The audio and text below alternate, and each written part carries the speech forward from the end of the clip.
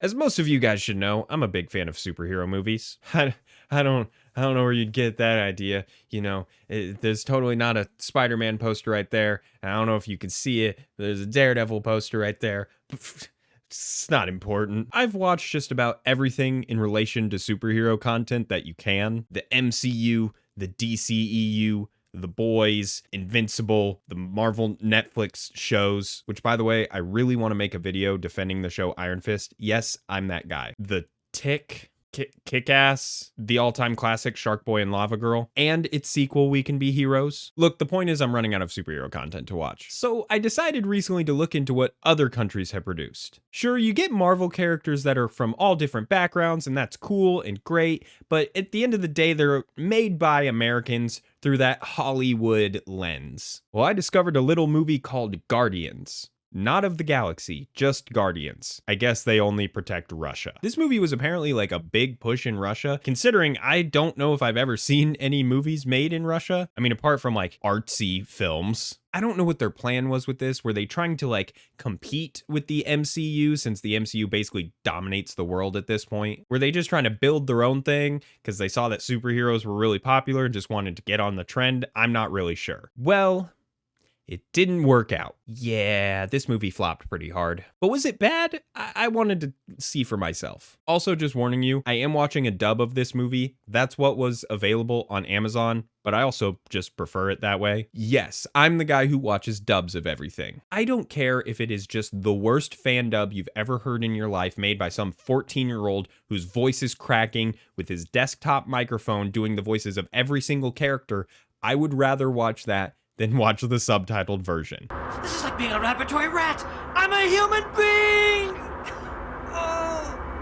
I know that pisses a lot of people off. I understand. I hate subtitles. It's not even like the different language. It's just I hate having to read something and then look up, read, look up. I hate it. Yes, I'm the guy who watched Squid Game dubbed. Fight me, internet. Not out yet.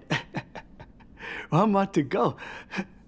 The opening credits of this movie are actually kind of cool. I can't really explain what it is. It kind of gives me like a Black Widow spy-esque vibe to it, which is kind of weird because that's not really the vibe of the actual movie, but it's cool looking. First, we meet the secret agency called S.H.I.E.L.D. Oh, sorry. Patriot. So long story short, the totally not S.H.I.E.L.D. agency back in the past made a bunch of super soldiers. Think of it like the Captain America project, but with a bunch of them, not just one guy. And they got cooler superpowers, to be completely honest. The actual heroes were created by this guy, Avgust Kuratov. Yeah, I'm gonna apologize right now for my pronunciations. I'm sorry. They just call him Kuratov the whole movie. Yeah, that's what I'm calling him, okay? And this guy, look, I know it's hard to judge the acting of someone who's one, speaking another language, and two, is dubbed over by another actor, but this guy's easily the worst part of the movie. Something about him is just off. He doesn't look threatening at all. He kind of reminds me of Fat Bastard from Austin Powers. Come here, I'm gonna eat you! I'm bigger than you, I'm higher in the food chain! Get in my belly! His powers are kind of cool though. He can control machines, he has like electric powers, he turned himself into a cyborg. Like, it's a cool concept. I just think the actor, his face, I'm sorry, it's very adorable. Like, oh, you're trying to take over the world, little buddy. Aw. Also, like most superhero movies just in general, he never uses his powers properly. Like they say at the beginning, he can control all machines, but throughout the whole movie, I think he only actually does it once, and it's like at the very beginning to control some tanks. The rest of the movie, he pretty much just uses his electric powers, and I guess he's got super strength too, because he beats some people up. But imagine you can control all machines in the world, and he doesn't use it for evil when he's a supervillain. Other issue, this is, I guess, for later, but I don't really understand his evil plan. Basically, by the end of the movie, he's bombing a city. But why? I don't know. Regardless, not S.H.I.E.L.D. is there to stop him, and they send Lady Nick Fury over here to get the band back together. So we got 4 Guardians to meet. There's Khan, who has super speed. He's got these cool curved swords, and he's totally not the Winter Soldier, I swear. Look, I promise I'm going to try to cool it with the Marvel references, but look at this guy. Come on. Also, hilarious moment. I watched this on Prime Video, which was free with ads, so it would randomly cut in with ads, right? Well, the timing of ads in this movie were hilarious. You cannot convince me that this was not planned. Just watch this. This was a real thing. I was sitting there watching this movie and this happened. Then join me to destroy Kuratov. That's not gonna be an easy task. Who will join us? My name is Austin Richard Post. Music's what I love to do. Next, we have Lair, who's just an earthbender. We have Xenia, who just has the lamest of superpowers. She can turn invisible, but only underwater. Wow. And very lucky that in the first major battle of the movie, it just so happens to start pouring down raining. Funny the chances of that, huh? And later on, the team do get like suit upgrades and she can go invisible at any time. It just seems super lame to have like a superpower that has a major limitation like that. Oh, and don't forget my favorite character in the movie and pretty much the sole reason I decided to watch it. Prepare yourself for the absolute most Russian shit you've ever seen in your life.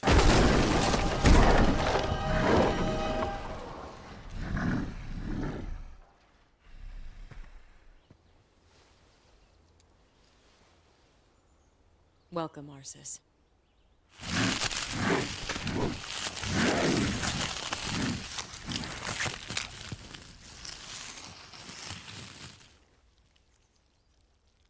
Yes, that is a man who has the ability to turn into a bear.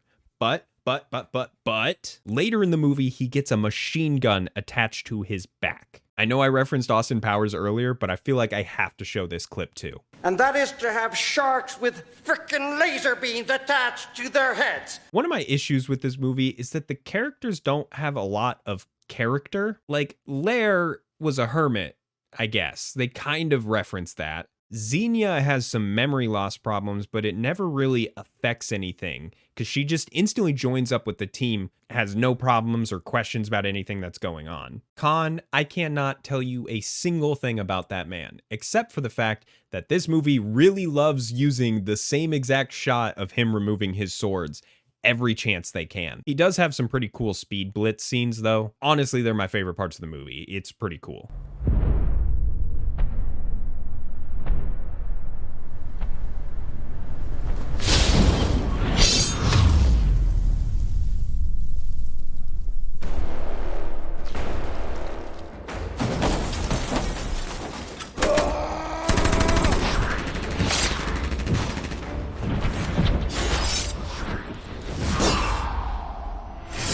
Arsis is weird because I didn't know a single thing about him until way later on in the movie. He mentions that he was a scientist, I think. I don't know if this was a dub issue or not, though, because I'm honestly not sure if he was talking about himself. Mainly because I do not believe this man is a scientist.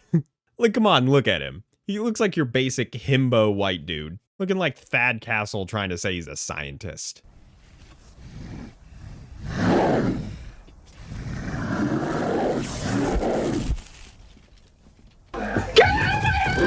And I know I said I'm going to try and stop making Marvel references, but this is literally just Bruce Banner. He's a scientist who turns into a monster. It is way cooler, though. I mean, if the Hulk had a machine gun strapped to his back, then we'll talk Marvel, okay? And Lady Nick Fury here, look, I legit don't know her name. Hold on. What is her name? Elena Larina. Okay. Elena, who the f are you? Like, I get it. Like, she's like a high member in this agency and stuff. She just feels like she's just there to exist as like, okay, she's the agency girl who brings them together, and that's it. I mean, to be fair, that's kind of all Nick Fury was too, but Nick Fury had a fun personality. It's Samuel L. Jackson versus bland white girl. So the Guardians go to fight Kuratov, and it's actually really funny because they just get absolutely stomped.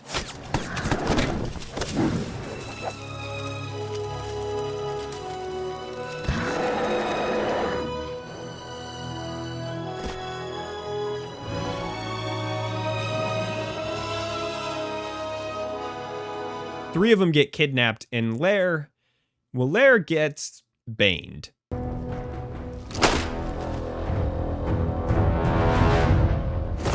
That being said, though, I don't know why Kuratov didn't take him too. Like, the movie's logic is because they kind of want you to think that he's dead, but he doesn't die. So there's really no reason as to why Kuratov didn't take him too. And while I was watching, I was like, oh, he didn't take him because the movie's going to need an excuse as to someone is going to go save the other Guardians, so it's going to be Lair. But no, he just lies in the hospital bed and Elena goes and saves them. So at that point, it probably would have been cooler if he kidnapped him and like Lair was with them in their little prison, just beat the fuck up. Kuratov could have used that as like, aha, look what I did to your friend. Kuratov talks to the other three Guardians while he has him kidnapped and does the classic, "You and I are not so different. Let's be evil together" speech. They obviously say no because they always say no. Honestly, would have been kind of cool if one of them turned evil. Just something different. It's always more interesting when something like that happens than they always say no. And you have a team of superheroes. It just would have been really cool. I'm just saying. Then the Guardians are saved by Elena, like I said. Oh, I forgot a whole plot point. Hold on. So Kuratov didn't actually create the Guardians. It was this other guy, and Kuratov was jealous of him. Fine, cool. Well, they bring that guy in. And by the way, I'm just going to call him that guy because I don't remember his name, and his name is not listed on the Wikipedia page. So I think he was just nameless scientist. And this plot is so wasted because it doesn't feel like it amounts to anything. Honestly, I think it would have just been fine if they just said Kuratov created the Guardians. So this other guy created the Guardians. Kuratov gets jealous. They bring this guy in to help, fine, but then he immediately dies. Like, he shows up to help them and dies. If you're gonna bring this guy in, here's another idea. In the next scene, the Guardians get new equipment to fight Kuratov. Why didn't they have this guy build it and then die? Because that's not what they do. My point is, this not S.H.I.E.L.D. agency are a bunch of assholes. Because they had this equipment, apparently, to use against Kuratov and just sent the Guardians in without it for no reason. So like I said, in the next scene, they all get their new equipment. You get some kind of cool stuff. Like I said, Xenia gets the suit so she can actually have a useful power now. We get the bear with the machine gun. Awesome. Khan gets a pretty basic, just bulletproof suit now, which, I mean, it looks cool, but it's officially he's wearing his Winter Soldier cosplay. He also gets a harpoon thing, which, I mean, comes in handy later. And Lair gets a whip. An electric whip. Why? Don't get me wrong, it's cool, but why an electric whip for the Earthbender? Also, something about this scene just cracked me up. Maybe it's the dub, maybe this is actually what it was like in the original movie. I can't even really explain why, it just sounds goofy. In your last fight, your skills were neutralized because you didn't have any access to rocks. With these new improvements to your suit, you will now have rocks available to you at all times. It's fine, but they don't really explain that the reason he has the rocks on him is for his whip, not to just have rocks on him. So it just sounds like they're saying, oh, you didn't have rocks, so now you have rocks on you all the time, and they're just these tiny little pebbles, as if that's supposed to be just a magical help. Kind of reminds me of that scene in The Last Airbender where all the Earthbenders get together, do this big dance, and then they just throw one pebble. The way they set up this scene is like, yeah, you'll have rocks on you at all times. Tiny pebble. Go. The rest of the movie is basically just a long fight scene. We get some cool moments, like I said, the aforementioned bear with a machine gun. That scene alone makes it cool. It's also a little weird in this one scene where the bear fights some people, gets taken down, and it looks like he's dead, but then he immediately just gets back up again. So it was just really weird editing to make him fall over with his tongue hanging out, and then he's just like, nope, I'm fine. There is this fun little moment in an elevator.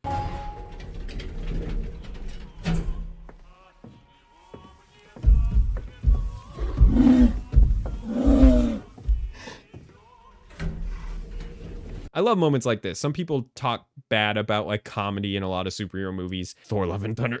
But to me, you don't have to be like all comedy, but having little lighthearted moments like this really do a lot. I will say though, the final battle with Kuratov is such a letdown. This is the final battle of the movie, and God, is it lame. They don't really use their powers a lot. It's just like a basic fight scene. The fight scene earlier in the movie with Kuratov and Lair was much better. You have a bear with a machine gun, girl with invisibility powers, super speed guy, and an earthbender fighting a guy with electric powers, and they don't really use any of that. I can't help but feeling like they were running low on the budget or something from all the previous fight scenes. I don't know. And what's hilarious is the Guardians once again get shit on. They have to run away, but you're gonna think I'm joking about the ending of this movie. They run away and run into Elena, who tells them, by the way, if you all, combine your hands, you can Kamehameha blast this guy. What?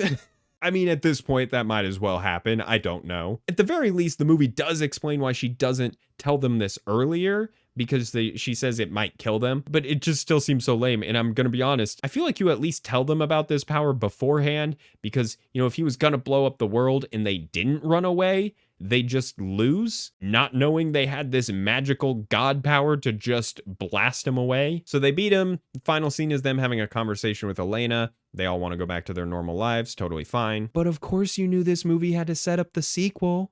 What if we need you again? Well, if it really happens. Well, I guess we'll see you then. One more thing. We found other Guardians.